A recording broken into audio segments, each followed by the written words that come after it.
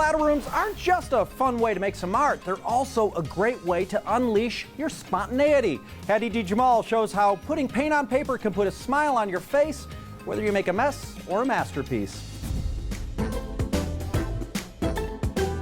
Throwing a bunch of stuff around to see what sticks isn't exactly how Webster's defines creativity, but that's exactly what you can do here. A splatter room is a super fun room that you get to go into and throw paint around by flinging paint at a canvas and sometimes at each other. Brooke Poe, Pinspiration founder in Phoenix, Arizona, says the Splatter Room taps into your creativity. So I decided to give it a try. And the first component of creativity is spontaneity. Throwing paint around isn't something we do on a day-to-day basis. So if you really want to work that right side of the brain, being spontaneous and doing things in a different way is very important. The best way to prevent creativity killers like overthinking is just to grab your goggles and say, I'm going in.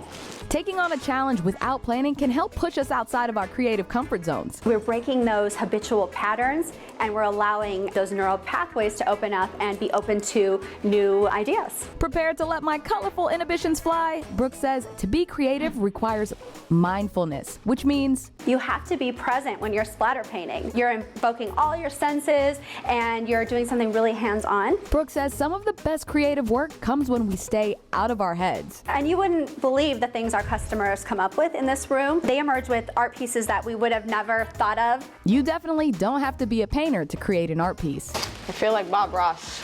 Now remember, folks, there are no accidents, just happy mistakes. Okay, so got the quote wrong, but still felt like a Bob Ross moment. Lastly, creativity can't even begin to unfold without curiosity. When we are able to look at curiosity in a way that's a little bit bigger than fear, making your curiosity that much bigger than any vulnerable parts, that's when the magic happens. That's when that creative spark can really ignite. Let your curiosity bring out your inner artist. Now, this isn't a method they teach in art school, but the true artists, they know about it. All right, here we go. Give it a nice little dab. There are no rules in the Splatter Room except have fun.